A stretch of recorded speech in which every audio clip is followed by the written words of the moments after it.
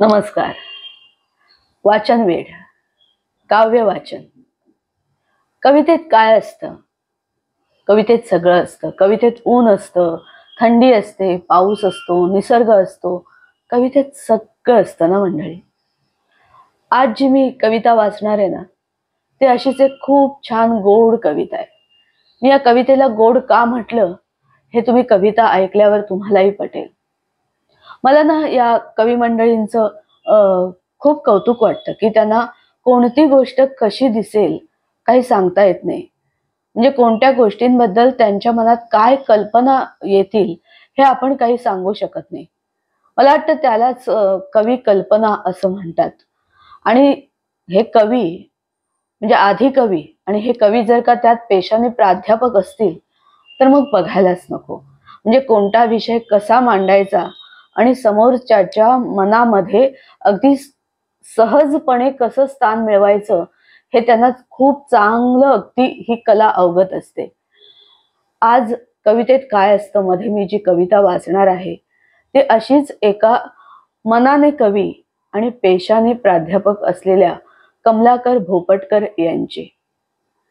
कमलाकर भोपटकर हे चेंबूरच्या विवेकानंद एज्युकेशन सोसायटीच्या arts commerce and science कॉलेजमध्ये शिकवतात. गेली 20 वर्ष ते तिथे कम्प्युटर सायन्स हा विषय शिकवतात. त्यांची ही कविता मी वाचणार आहे. कविता खूप सुंदर आहे. ही कविता वाचण्यापूर्वी नेहमीच सारखी आठवण करून देते, हा माझा घाटे मिनल खेडकर हा channel please please please subscribe करा. तुम्ही बघताय, कविता ऐकताय, पण सबस्क्राईब केलेलं मला दिसत नाहीये. सो प्लीज हा चॅनल सबस्क्राईब करा आणि आपल्या मित्रपरिवारात त्याच्या व्हिडिओच्या लिंक्स शेअर करा, लाईक करा, कमेंट्स करा आणि कवितांचा निर्भेळ आनंद घ्या. आता कविता. कवितेचं शीर्षक आहे ढगाई. आता ही ढगाई कविता जी आहे ती आहे जलचक्रावरची कविता आहे. जलचक्र हे एक जे निसर्ग चित्र आहे, निसर्गात ज्या घटना घडतात काही, त्या घटनांमधली एक म्हणजे जलचक्र. म्हणजे पावसाचं पाणी, त्या पाण्याचं बाष्पीभवन, बाष्पीभवनातून परत ढगांची निर्मिती आणि परत पाऊस, पावसाचं पाणी. हे जे जलचक्र आहे, या जलचक्रावरची ही कविता आहे. कविता खूप आणि खूप खरंच गोड आहे. गोड यासाठी की या निसर्ग चक्रामध्ये ज्या काही अशा घटना घडत असतात, हे जलचक्राच्या ज्या घटना घडत असतात, त्या प्रक्रियेत ज्या गोष्टी येतात त्या गोष्टींना इतक्या छान गोड गोड त्याच्या कल्पना केल्या आहेत आणि त्याचाच आनंद आहे ही कविता. म्हणजे त्या गोड कल्पना की आपल्याला त्या नाही सुचणार, त्या कवींनाच सुचू शकतात. आणि म्हणून ही कविता खूप गोड आहे असं मी म्हटलं. छान कवी कल्पना आहेत. निसर्ग चक्रातल्या या घटनेविषयीच्या गोड गोड कल्पना, फार गोड उपमा दिल्यात काही गोष्टींना आणि ते खूप छान आनंद घेण्यासारखं आहे. कवितेचं शीर्षक आहे ढगाई. प्राध्यापक कमलाकर भोपटकर. एक की नाही होती सावळी ढगाई, एक की नाही होती सावळी ढगाई, भटकण्याची तिला फारच हौस बाई. एक की नाही होती सावळी ढगाई, भटकण्याची तिला फारच हौस बाई. फिरता फिरता डोंगराच्या पार गेली आणि पलीकडच्या समुद्राच्या मनातच भरली. फिरता फिरता डोंगराच्या पार गेली आणि पलीकडच्या समुद्राच्या मनातच भरली.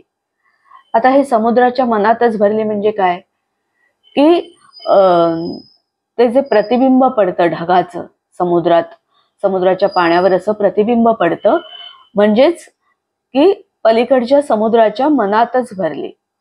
फिरता फिरता डोंगराच्या पार गेली आणि पलीकडच्या समुद्राच्या मनातच भरली. समुद्राने तिच्यासाठी गायलं गाजेचं गाणं. आता हे गाजेचं गाणं म्हणजे काय? अर्थातच समुद्राच्या अशा खूप छान फेसाळणाऱ्या लाटा, लाटांवर लाटा ज्या येत असतात किनाऱ्याशी, त्याचं एक खरंच लयीत असं संगीतच असतं ते, आणि ते गाणंच वाटतं आपल्याला. तर समुद्राने तिच्यासाठी गायलं गाजेचं गाणं, तिलाही भावलं त्याचं रूप विशाल आणि देखणं. हे खरंय ना की समुद्राचं रूप जे आहे ते सगळंच रूप आपल्याला भावतं. म्हणजे दूरवर असं पाहिलं तर अथांग पसरलेला खूप शांत असा समुद्र, आणि तोच समुद्र किनाऱ्याशी लाटांवर लाटा फेसाळत येतात, ते त्याचं फेसाळतं रूप आणि दूरवरचं अथांग शांत स्वरूप, हे विशाल आणि हे देखणं रूप आपल्याला सगळ्यांनाच भावतं. तेच ढगाईला भावलं. समुद्राने तिच्यासाठी गायलं गाजेचं गाणं, तिलाही भावलं त्याचं रूप विशाल आणि देखणं. समुद्र म्हणाला ढगाईला, मला तुझ्याशी लग्न करायचं आहे. समुद्र म्हणाला ढगाईला, मला तुझ्याशी लग्न करायचं आहे. ती म्हणाली, अरे पण कसं, मी तर इतक्या वर आहे. समुद्र चिंता करू लागला की कसं होईल माझं कार्य. मग सुचलं त्याला, अरे आहे ना आपला मित्र सूर्य. समुद्र त्याला म्हणाला, त्याला म्हणजे सूर्याला, समुद्र सूर्याला म्हणाला. समुद्र त्याला म्हणाला, तू मला ने, आपण दोघे आकाशात एकत्र जाऊ. सूर्य विचारात पडला, हा इतका मोठा, याला एवढा वर कसा बरं नेऊ. सूर्याने मग समुद्राला तापवून चांगलंच वाफवलं. म्हणजे काय, तर ही बाष्पीभवनाची प्रक्रिया आहे. सूर्याने मग समुद्राला तापवून चांगलंच वाफवलं आणि थोडं थोडं करीत आकाशात ढगाईकडे पाठवलं. आकाशात समुद्राच्या आणि ढगाईच्या जुळल्या वाटा, आकाशात समुद्राच्या आणि ढगाईच्या जुळल्या वाटा, आणि 3 महिन्यात ढगाईच्या गोड बातमीने समुद्राच्या उसळल्या लाटा. क्या बात आहे, मस्त आहे ना हे. आकाशात समुद्राच्या आणि ढगाईच्या जुळल्या वाटा, आणि 3 महिन्यात ढगाईच्या गोड बातमीने समुद्राच्या उसळल्या लाटा. बाळाच्या आगमनाची दोघांनी केली मोठी सरबराई. सप्तरंगी पायघड्या, ढगोमामांचा ढोल आणि वीज मामेची रोषणाई. बाळाच्या आगमनाची दोघांनी केली मोठी सरबराई. सप्तरंगी पायघड्या, ढगोमामांचा ढोल आणि वीज मामीची रोषणाई. शेवटी एकदाची ढगाईची वेळ आली भरून.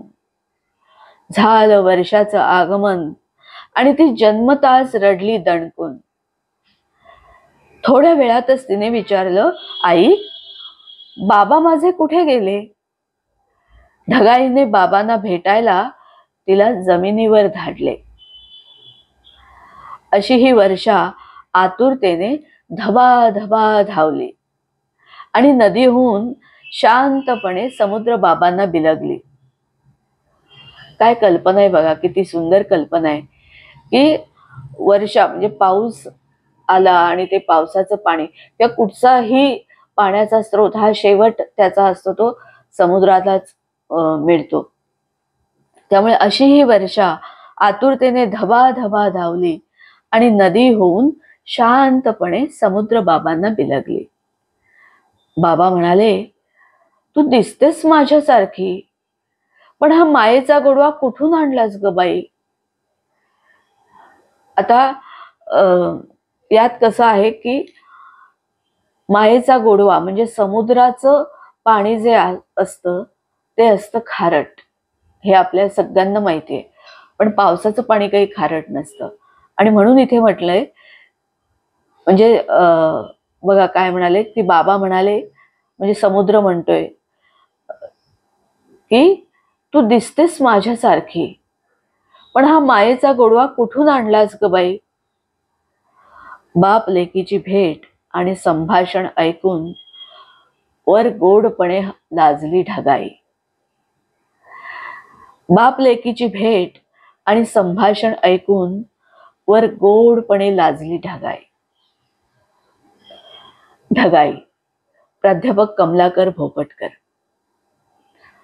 मस्त आहे ना कविता, की खरंच एक एक छान गोड अशा कल्पना केल्यात. जलचक्रावरची ही कविता तुम्हाला कशी वाटली हे आवर्जून लाईक करा, त्यासाठी कमेंट करा. आणि हा चॅनेल माझा घाटे मिनल खेडकर हा तुमच्या मित्रपरिवारात शेअर करा. Please please please. थँक्यू.